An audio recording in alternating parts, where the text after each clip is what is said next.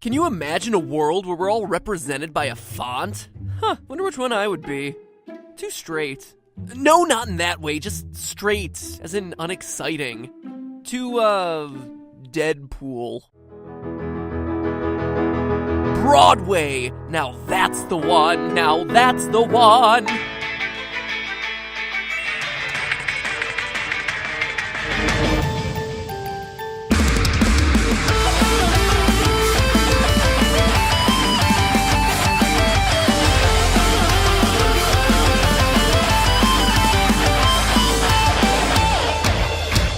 Hello, Internet!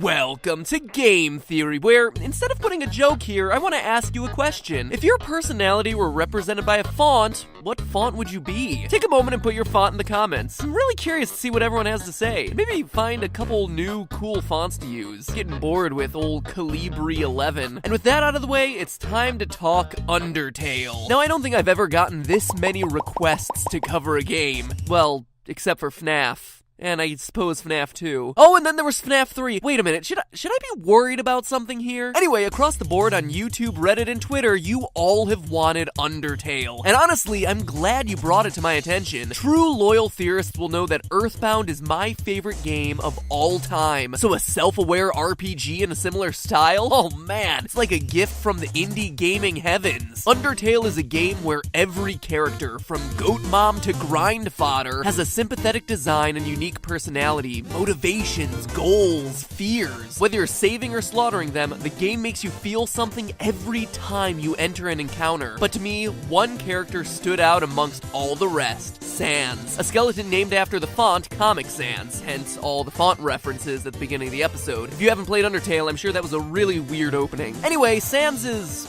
well, there's a lot of mystery around this guy. And before we get into it, let me put up a very special spoiler warning. Undertale is a game best experienced blind. So if you haven't played it, pause the video and come back after you've finished. I promise you won't regret it. Alright, so everyone out of the pool and ready for the adult swim? Good, because I'm feeling pretty determined to get to the bottom of Sans' mystery. So just to recap for those of you who haven't played the game and ignored the spoiler warning or just need a refresher, Sans is one of the two skeletal brothers who appear in the game. His partner is Papyrus, a loud, goofy trap lover also named after a font. But in the world of Undertale, their origins are a big question mark. All that we really know is what's given to us by a shopkeeper in Snowden, who explains that Sans and Papyrus, quote, just showed up one day and asserted themselves. Weird, right? What's more is that while Papyrus is just kind of the goofy sidekick, Sans is much more complex. Sure, he likes fart jokes, but he's also incredibly powerful and deadly serious. Not only is his boss battle the hardest in the game, he's one of the only characters to have knowledge and power over space and time. He often takes shortcuts around the world through ridiculous routes, even walking through walls. He also acknowledges that he's only one of infinite versions of himself, making self-aware commentary of the various timelines that you've played through in the game. He can even count the number of times he's killed you.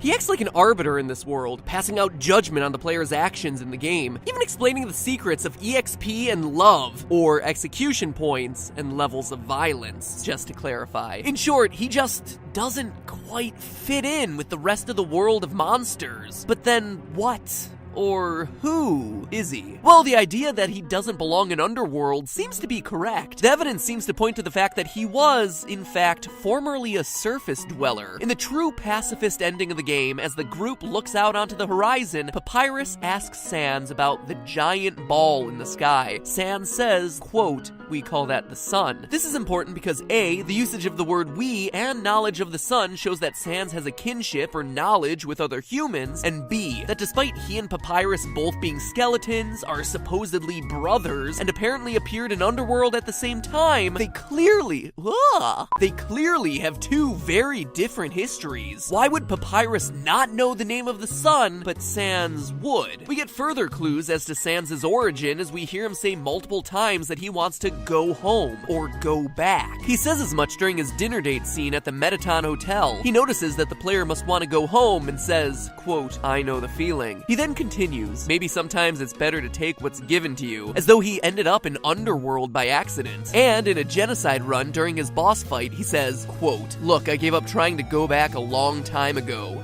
End quote. And before you say he means going back to the surface world, that's clearly not the full story. His very next line of dialogue is, "And getting to the surface doesn't really appeal anymore either." Key word here is either. Yes, he seems to hail from the surface and wants to go back, but based on his dialogue, he no longer considers it his home. It's as though the surface world he once knew is gone, as though he's from a different time. It's pretty intriguing. So we're left with a being that appeared out of nowhere, presumably from the human surface, but from a different time period, who seemingly has the power to teleport. That's a lot of questions and not a lot of answers. But here's where things get really interesting. Sans has a hidden workshop that takes a fair amount of searching to find. You could say it takes a lot of determination to unlock. Anyway, obligatory determination references aside, as you start to look for this Easter egg, Sans gives you a key to his room with the words, "It's time you learn the truth." After some searching, you find the workshop, which contains items that leave even more questions. A photo album featuring Sans and a bunch of smiling people you don't recognize, a badge, blueprints with illegible handwriting, and a broken machine hidden behind a curtain. In the latest update, one more detail was added, a hand-drawn picture of 3 smiling faces with the words, "Don't forget." So what's it all mean? Well, a lot of Undertale theorists have been linking these details to a mysterious figure named W.D. Gaster, a ghostly character who never truly appears in the game. Honestly, covering him is a theory all unto itself, and probably one best saved for another day. Even still, none of the Gaster theories I've seen have been able to explain all the details, in particular the photo album and the badge. And that's what kept nagging me as I researched Undertale. A badge? That one in particular really stuck out to me. Why would such an oddly specific item be included in this huge Easter egg of a room? Something that supposedly reveals the truth about Sans. Badges just aren't important in Undertale. And then it hit me. What if it wasn't from Undertale? What if this badge was from a completely different game and was, in fact, the most important badge in the history of gaming? The Franklin Badge. Now, for those of you wondering what I'm talking about, the Franklin Badge is a pivotal item from the Mother series. You know, the one with Earthbound. Or maybe you don't know that one either. You know, the one that Ness from Super Smash Bros. Yeah, well, Ness is from Earthbound, and Earthbound is the second part in this larger Mother trilogy. Alright? Good. Anyway, the Franklin Badge is a really important part of that series. It gets its start in the very first game and carries through the whole trilogy, saving your life multiple times in the process. It's so important that Nintendo has made it a staple item in the Smash Bros. Series. So I asked myself, what if the badge in Sans' drawer was that exact badge? Well, first off, it'd make Undertale connected to my favorite game, thereby making it even cooler. But that's still a pretty big logical leap. I needed more. And let me tell you, as I started looking, more and more pieces started to fit into place. At the end of Earthbound, you're given a photo album covering your adventures throughout the game. To me, it's one of the best, most satisfying endings in gaming to look back on your journey in picture form. And what does Sans happen to have in his other drawer? A photo album filled with pictures of Sans with people you don't recognize. Of course, you don't know them. They're not characters present in Undertale. And note the word that's used here. People you don't recognize, not underworld monsters. So that's 2 items oddly linked to the Mother series, but then how do the blueprints and broken machine fit in? Well, in the final stretch of Earthbound, Ness and his 3 friends must travel to the past in order to have their final battle against the evil alien Gygus. To do that, Dr. Donuts, remember him by the way, he's gonna be important later, with the help of the science geniuses Apple Kid and Mr. Saturn, create what's known as the Phase Distorter, a machine that allows people to travel through time and space. Except, it comes with a cost. It can't transport organic material. As a result, the young heroes must put their souls into robotic bodies to use the machine and thus save the world. I played this game back in 1997, and I'm not ashamed to admit that when I first saw this scene, I cried. It's devastating. Dr. Donuts says goodbye to his son. These characters that you've grown to love and care about are suddenly promising to sacrifice their lives. For all they know, there's no possibility of them being able to come back home. It's this incredibly dark departure in the final moments of what was otherwise a fun, quirky, and colorful RPG. So what's all this have to do with Undertale? A lot, actually, but the first thing you need to know is that Mr. Saturns are known for their, let's say, unique linguistic style. That would explain the illegible handwriting on the blueprints. And the machine? I think a broken phase distorter is behind that curtain. Now that may seem like a stretch, but it actually explains a lot. If Sans wound up in Underworld via a phase distorter, it could provide a reason for why he's a skeleton. He used the machine as organic matter and suffered the consequences. Not killing him, but turning at least part of him into a pile of bones. It would also explain why Sans has given up hope for going home. Remember, the distorter is a time machine. By being in Underworld, he's not only in a different place, but based on how he talks, he's also in a different time, with no hope of traveling back to the time he came from. But the crossovers between Earthbound and Undertale continue. When you speak to the Apple Kid at the end of Earthbound, he's blown away by the astronomical odds of Ness overcoming Gygus, saying that he's going to continue studying the trait called courage in order to harness its power. Seems awfully similar to the same experiments happening in Undertale around the trait of determination, no? Especially since so much speculation has circulated that Sans is a key player in those experiments. But I'm sure you also want physical evidence, right? Well, don't worry, because I have plenty. During one of the endings of Undertale, we see Undyne and Alphys hanging out on the beach on the surface world, a beach that shares a lot of similarities to the tropical resort location named Summers that you play through in Earthbound. In fact, the geographic layout of the surface bears some striking similarities to the world of Mother. When Undertale's crew of monsters are finally able to reach the surface and look out over the earth, they're met with a beautiful sunset falling across a landscape of a tall mountain, a large city, and a sandy area adjacent to water. Notice the sun's reflection to indicate water and a lack of trees in this middle section here, hence the sand. Well, in Earthbound, you have the big city of Fourside, complete with skyscrapers, which you reach via a desert that just so happens to be adjacent to some water, and to the east, the mountain in Onets, where a meteorite lands on Earth. I always called it Onnet, but if that's not clear enough for you, Mother 1, Earthbound 0, Earthbound Beginnings, whatever you want to call it, it's had a lot of names, had a map laying out the same geographic landscape, a tall mountain to the east of a large city separated by a desert with all of it up against a coast. I don't know about you, but to me it seems like there's a definite connection between the world of Eagleland, again, unclear how it's pronounced, between the world of Eagleland and the surface world of Undertale. But the strongest physical connection, the one that definitely unites these two franchises, comes from none other than Papyrus himself. He wears a custom-made costume known as his battle body, but if you look really closely at the design of the armor, you'll notice some markings on the chest. Is it just a throwaway detail? Oh no! That right there is an exact match to the ones that appear on the chests of Starman, the most iconic enemy of Earthbound. And look at the way he stands. I always thought it was awkward until I looked at the two characters side by side. Papyrus's curved arm and hand is a direct match to the curved arms of the Starman in the Mother series. In short, we have some incredibly strong proof that the Earthbound universe is somehow connected to the Undertale world, which brings us back to our initial question: who is Sans? Well, what if we took it one final step and said that Sans happened to be Ness from Earthbound, sent through the phase distorter during a test of courage, carrying the Franklin badge and his photo album in his trusty backpack. Not only do all the items in the workshop suddenly fit, but so does Sans's behavior. Remember, Sans can seemingly teleport, and Ness just so happens to have the PSI ability to teleport. Now look at the way Sans always stands, hands in his pockets, directly facing the camera. It's a very similar stance to how Ness is depicted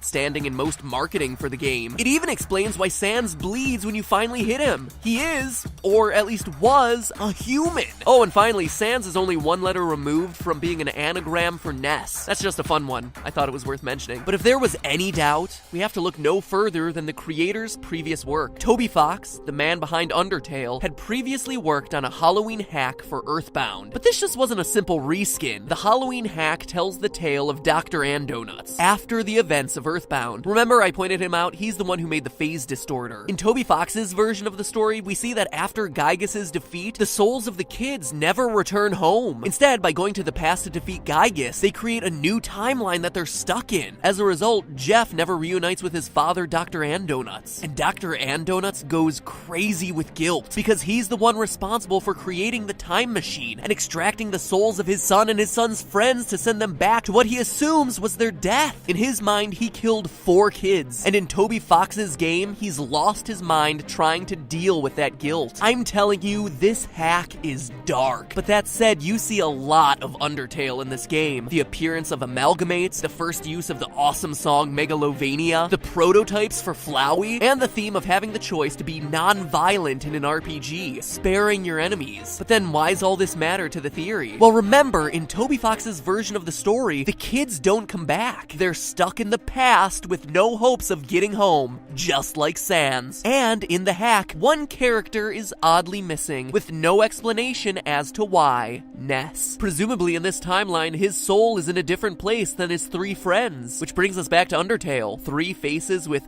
"Don't Forget" written on it. It's Ness trying to remember his 3 friends. In short, Undertale is a continuation of Toby's version of Earthbound, with Ness never being able to get home, adopting the name Sans, and accompanied by Papyrus, a former Starman, an alien force able to speak English and still equipped with his armor and signature posture, but without any knowledge of earthly things, like the sun. The pieces all just seem to fit. And all we need is an appearance from Pokey/Porky, and we've got ourselves a true sequel. But hey, that's just a theory. A game theory. Thanks for watching.